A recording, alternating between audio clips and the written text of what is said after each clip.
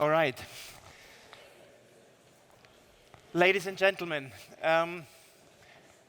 after the political debate has been mapped, I think quite extensively, I'm excited now to move on to our first, what we call the spotlight session, in which we are going to talk about something that was mentioned, I think, in every presentation, in every statement, in some way.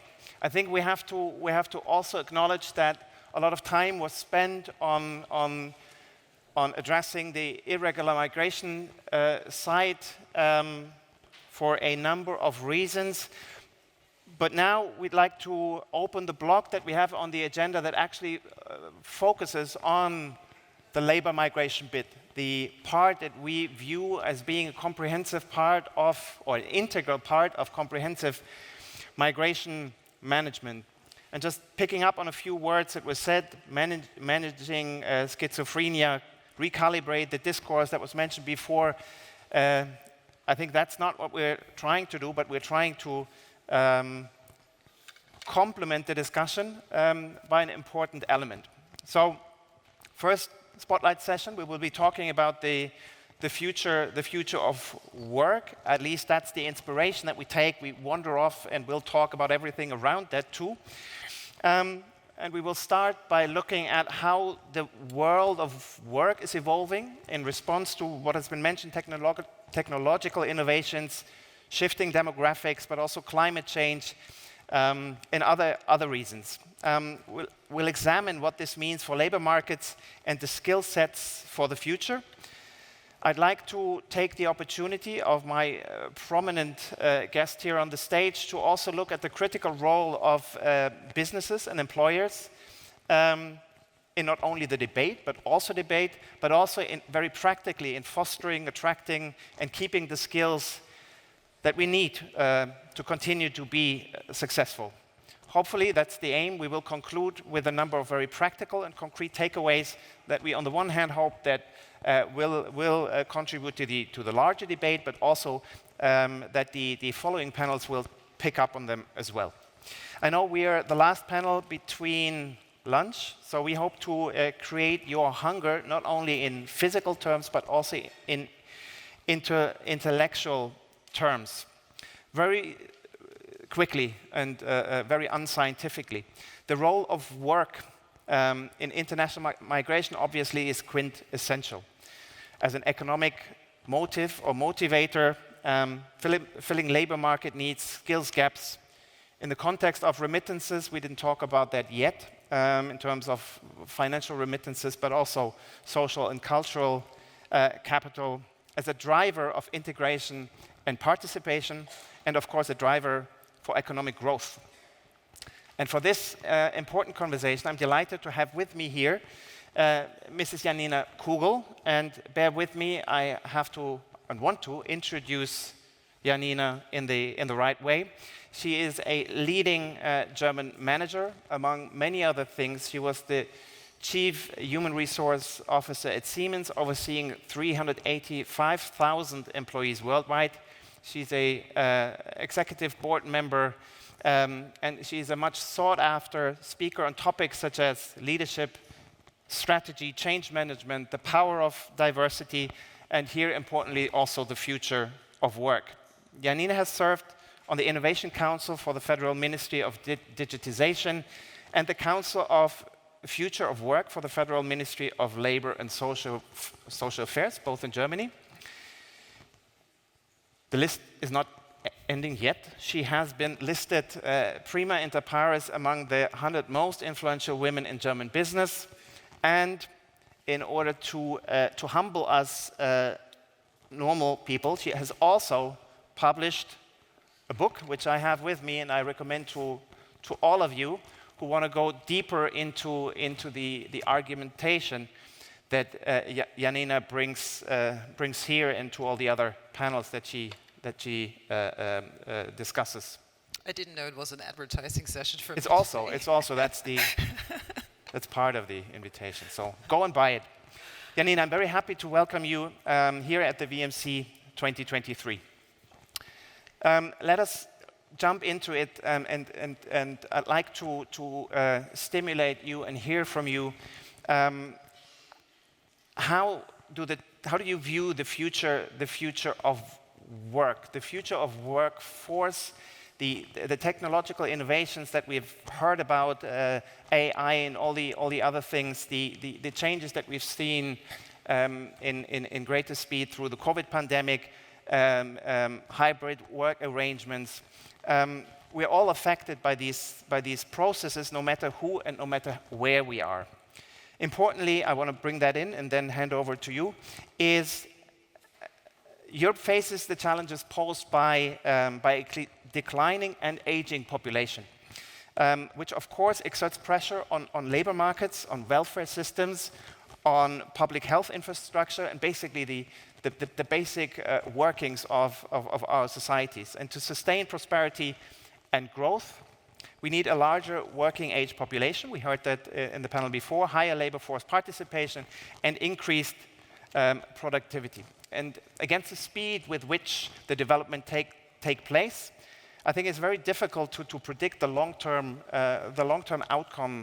outcomes of these dynamics and processes. It's difficult, I think, for policymakers to predict already the predictions in the short run.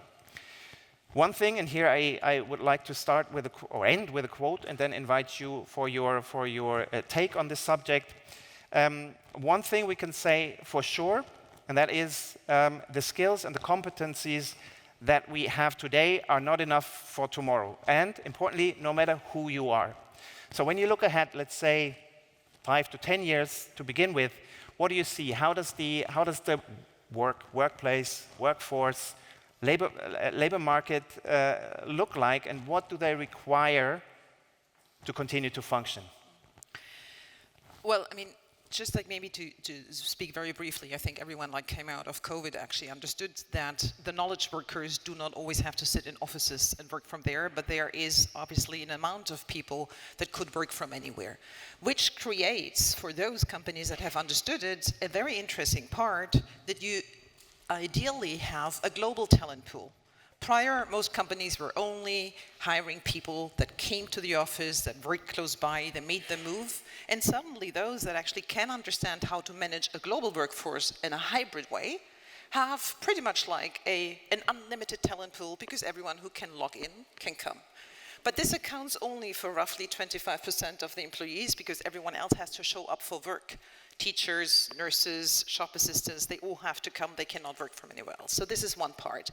Another huge impact is automation. I mean, so a lot of processes that were done handish, you can most probably remember best, like the manufacturing lines, can now be automated. You know, a lot of things is done by machines. Routine processes actually happen. So if you call a call center for an airline ticket that you booked, you hardly ever speak with a person. You speak maybe with a voice, but you usually do everything online. So there's a lot of those self-service things that came on. And then obviously there's something with AI that very few companies now have understood, and of course you never know the prediction of what happens in technology. So this, I think, is immense challenge for everyone else. But the biggest challenge for me is demographics. So if you would look at the landscape that you see here behind the VMC scene, right? If you see the world map, if you would color the countries that actually have a shrinking population and an aging population, you would take the global north, with a few exceptions, and make them red. And you would pretty much have a line through the Mediterranean Sea, and the global south, which would be green. They actually have a young population, and very frankly also, they don't have enough jobs to actually give jobs to those young populations, to feed them, etc., etc. else.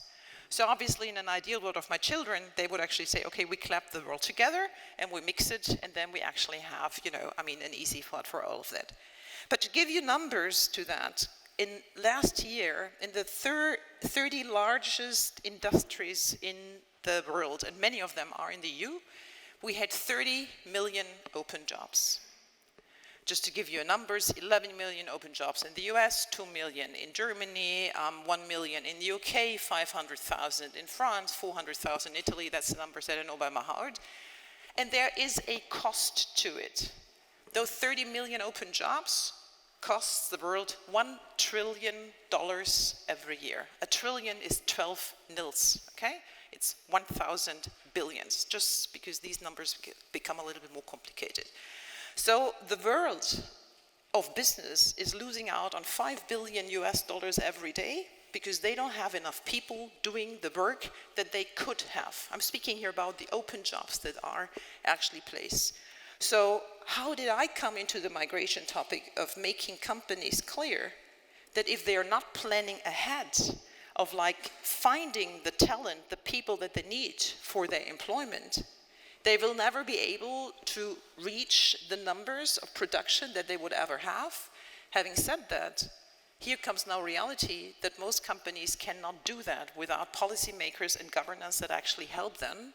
And here comes, I think, a very important part of it. Most of the companies know that they need to recruit globally, but very few companies have the ability and the skills within the company of recruit globally. So as Lukas said, I worked for Siemens, 380,000 people by the time. I had several thousand people always traveling the world. I mean, our own employees getting everywhere. I had more than 100 people working in the entire world company, only on visa processing. So experts, a brand name of a company behind it, a company that could pay for it, and it took us 3 to 6 months actually to calculate that. So if a company hires someone from anywhere and has to wait longer than the usual probation period is, average probation period or average resignation notice period is like 3 months, you don't wait 24 months if you want to hire someone until the visa process is processed. So with all of the good belief that I heard also from the EU Commissioner of like creating a match market, I like the idea. But matching doesn't help if you don't get the work permit. Having said that, obviously you also need to have the skills to get there.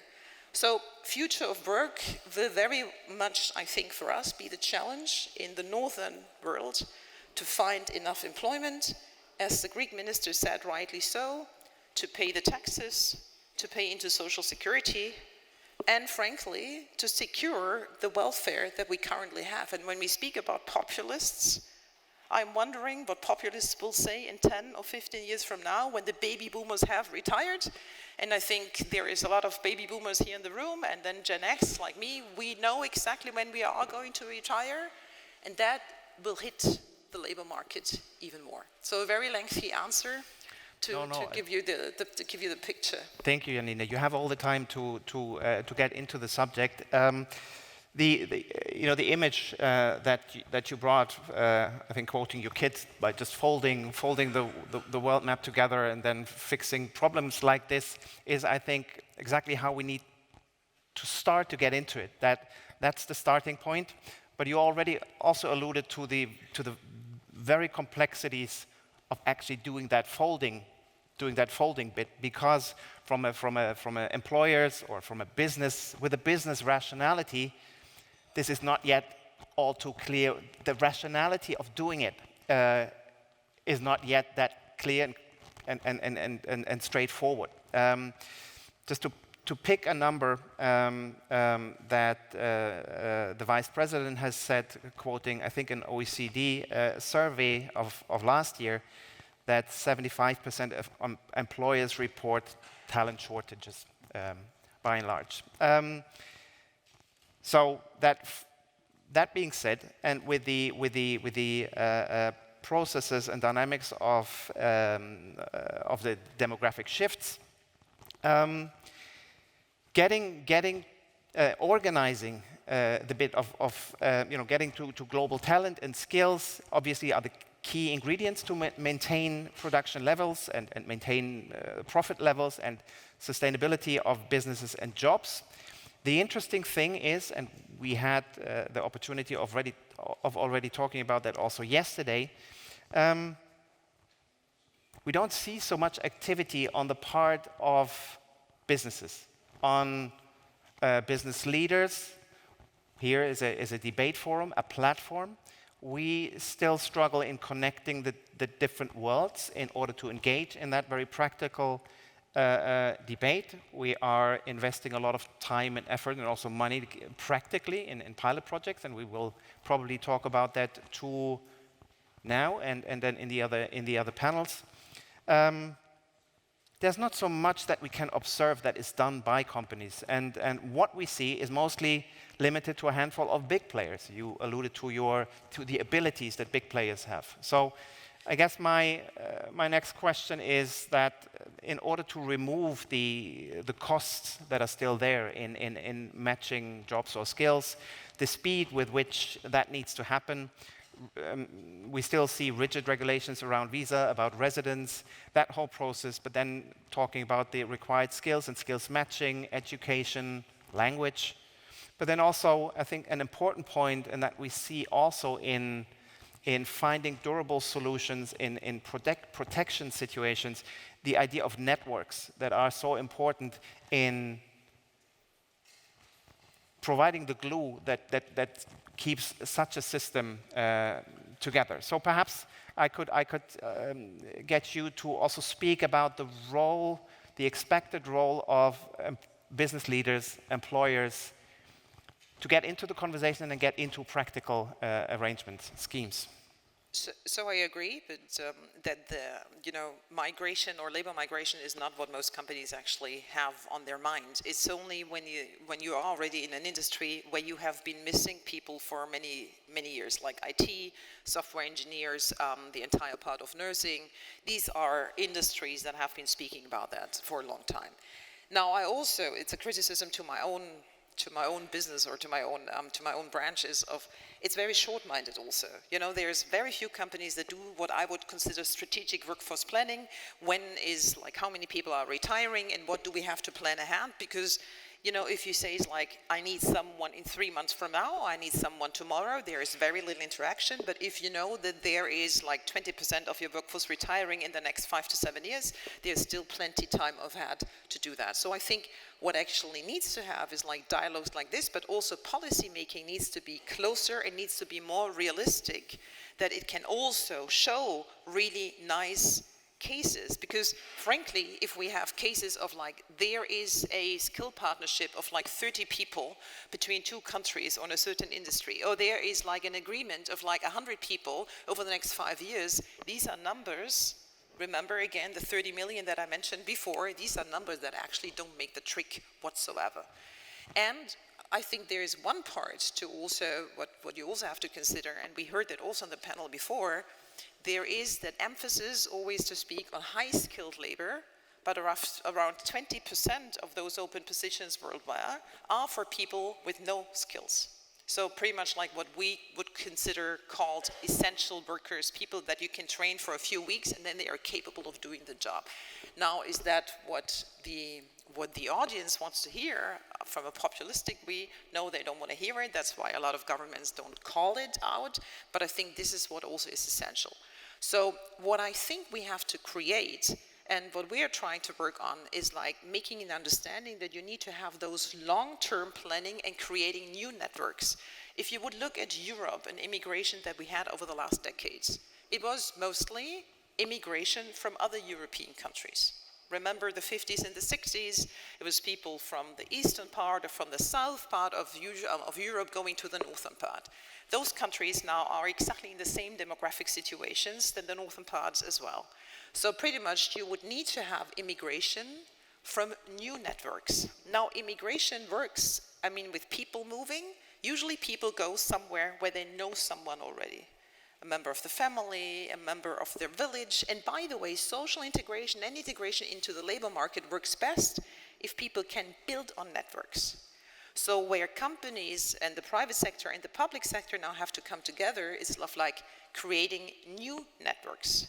Creating new networks into countries, for example, on the African continent, in the Asian continent, of saying, what is pretty much the level that both governments want to invest in the pre-skilling of people, because it's not only about skills, technical skills, it's also about a cultural understanding, and it's also a language requirement. The biggest debate that I'm always having with smaller and small German companies, they always want everyone to speak perfectly German. you know, on a level that they don't speak even like German, right? I mean, like the past perfect. I mean, who else is like using the past perfect in the day-to-day communication? So there's a lot of things that actually need to be understood. And Europe is a little bit arrogant in one way to believe that the skilled workers in the world have the tendency and the willingness to come to a non-English speaking country.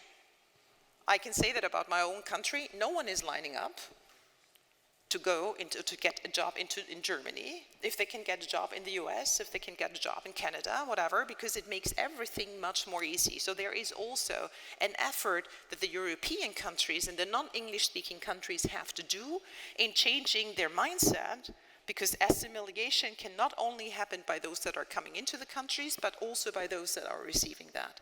And that is a debate that I think works practically okay when you're not speaking about immigrants or migration, but when you start to speak about certain people that become your colleagues. But that is a debate where most of the business leaders are yet not involved, and I think this is something that needs to be advanced. But policymakers need to understand that a business is hiring the people they want to hire. Every company selects their own employees. I mean, maybe you can use temp work agencies, right, to do that, but you will not hire people that someone else matched for you. And I think this is also an understanding that needs to happen. Yeah, and I think that's also partially then a response to something that I would still like to emphasize, because some of the networking that you talked about and that is so important, and the frameworking, as announced by the Vice President. So curiously, we're gonna look at that, what is gonna be tabled here, looking at talent partnerships, to what extent they can contribute. But as you said, there's many more elements that need to be looked at. But to what extent they can help to start creating the much needed networks, even if the identified countries is a handful only. But we have to start somewhere. Talent pool as a tool you already mentioned, so let's see to what extent this can be a basis that then serves the way in which you have outlined it. But perhaps what I'd be curious to hear from you, and the clock is ticking, unfortunately. Do you have any practical examples where you would say the issue of labor mobility was taken into account by businesses? Do you have any inspiration there, big or small? And perhaps then a follow-up question is, many economies here in Europe depend on small and medium-sized enterprises. The big ones we talked about probably have the ability for high-skilled and all-skill levels. But then how do we get the big numbers of small and medium-sized enterprises into the equation? You talked about language, which is an important qualifying element, but at what stage in that process? And it's also a cultural framework or mindset with which small and medium-sized enterprises perhaps approach the issue. So the language issue, I think, is like most of us are not a mother tongue English speaking, and we learned English, right? And we maybe also learned other languages. At least I have to say, is like I learned a lot of languages around in my life where I was thinking this is, I think, a mindset change that needs to happen. So yes, I do know practical good examples, but these require a 5 to 10 year, at least long-term thinking. And that is building up skill partnerships between two countries or several countries in order to create investment. Those that actually know the German-speaking countries in Europe and the dual vocational training that they have, some of you might actually know about that. It's an investment where you have the education ministers, because you need to provide teaching. You need to have companies that have a long-term planning of like taking a certain amount of skilled people every year. And then obviously you see that this is a good opportunity for every individual. But what it requires is a pre-investment. But I can tell you that hiring a person costs roughly an annual salary. Okay, so if someone makes $40,000, this is most probably the amount that you spend to hire a person anyway. So there is investment that companies do. But again here, in order to get it to a larger scale, you need to have a long-term perspective And you need to get out of that thinking that you're only creating networks with those countries that you already have a good reputation. Companies usually do that when they have a need. Yeah? They are not the best in doing the long-term planning. But this is where I believe policymakers can come in there, of like countries coming together and say, we compromise. But if then the skills are there and the languages are taught, and also the cultural aspects of like what is life in Europe versus what is life in any other country, then it also requires that there is an entry line into the job market. So what doesn't work is like saying we invest in skill partnerships. Once the people are skilled, we see whether we actually employ them. It needs to be then a straight, okay, you graduated from that skill or from that school, you get a ticket and a visa work permit into another country. And this combination doesn't work. If we skill people, and I was having a conversation with someone yesterday, having a lot of skilled people from an African country that actually would be ready to be employed, but the country of origin or the country of destination doesn't issue work permits. And that, of course, is then a frustration that in the private sector doesn't work. And frankly, again, I just want to recall the 30 million open jobs. This is last year's numbers. With demographics, it's getting even worse. 1,000 people is nothing for the job market.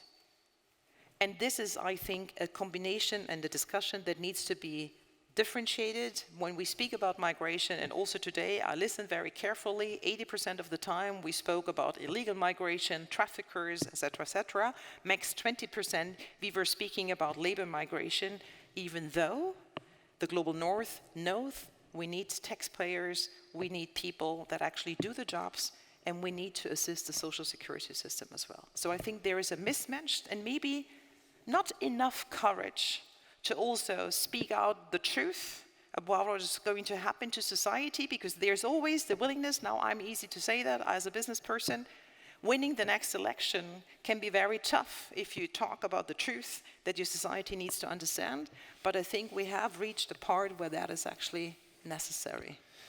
We have about 5 more minutes. I would still like to see if there's reactions from the audience, from the floor, very, very quickly.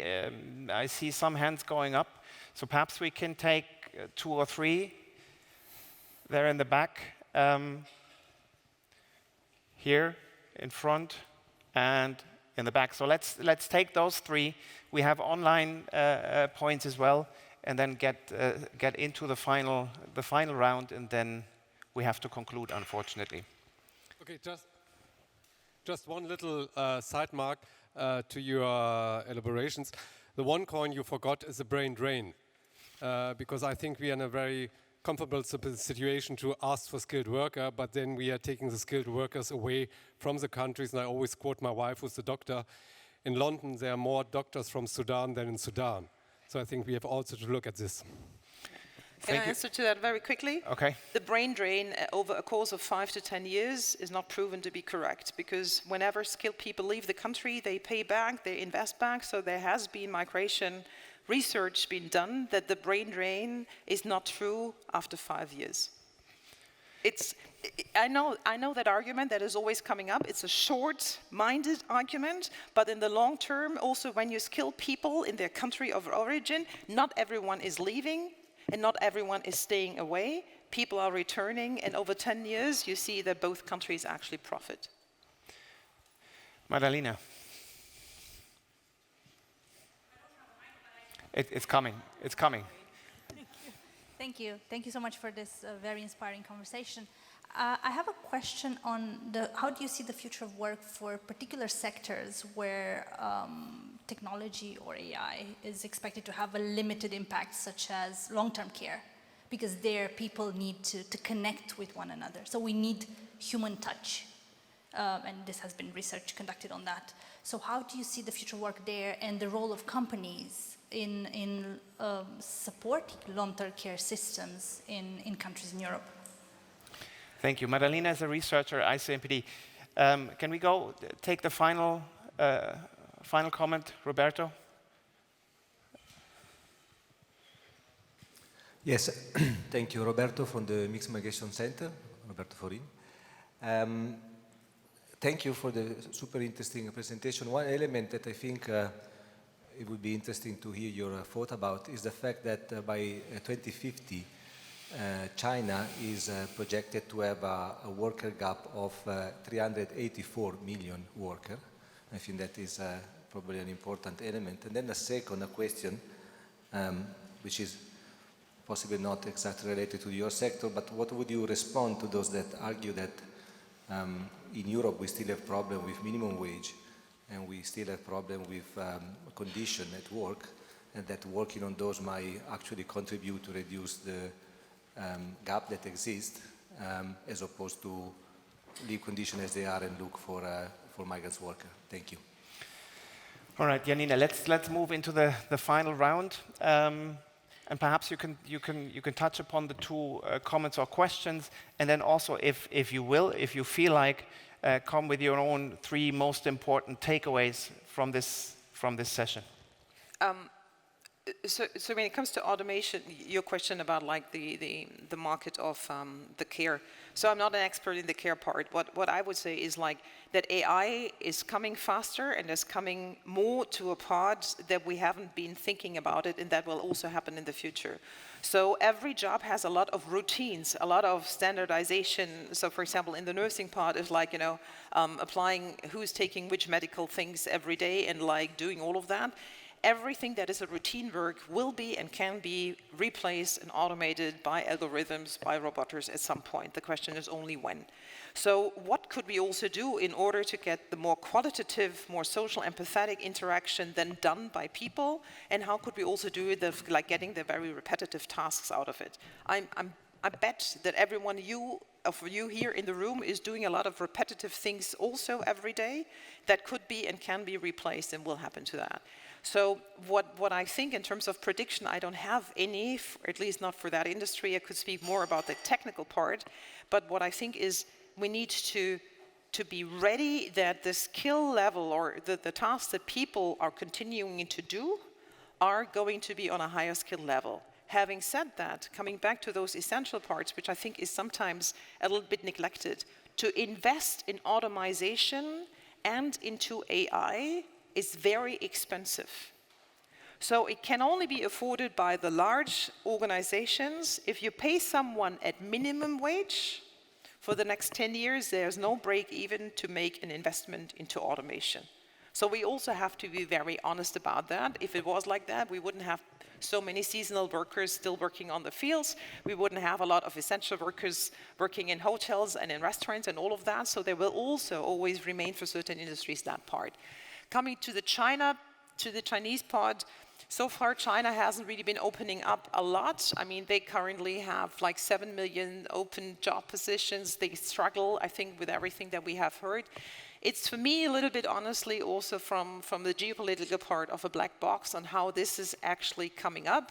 The question to the Europe, I'm not quite sure, Roberto, whether I really totally understood that question, but is more, was it about the minimum wage in Europe? So I think, and I know that some of my colleagues from the associations will hate me for saying that, but increasing the minimum wage has never led to more unemployment in any area and in any country. If we are not paying minimum wages at a level that people can live with that without social welfare, we will never get out of that compromise that actually was debated before. So I think someone who is working 40 hours a week or 35 or 30 hours, whatever they are, needs to be able to make a living from that. Usually it has never been proved to be wrong. And maybe one comment to a little bit going into the brain drain. You didn't ask that or you didn't comment that, but there's an interesting perspective, I think, what should be in having an impact on the narrative for most societies as well. If you look at a society, today in any country, and you have a sector of people working in the lowest paid jobs. If you have immigration, those people that are in the country, might be fair or not, move up. It's always those coming into the countries that get the lowest paid and the lowest qualified jobs. So that argument that foreigners are taking our jobs is actually rather the opposite argument. By having immigration coming to the country, my own salary level will increase, my own jobs will actually become better, which I think is an interesting perspective that very seldomly is spoken about. Janina, thank you. It's very much appreciated that you kick-started the discussion.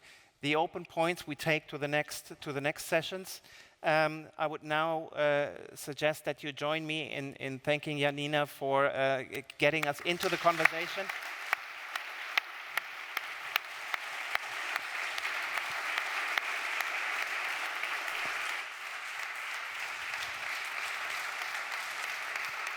And we break for lunch, and then we come back for mobility in the green transition to continue the conversation. Thank you very much.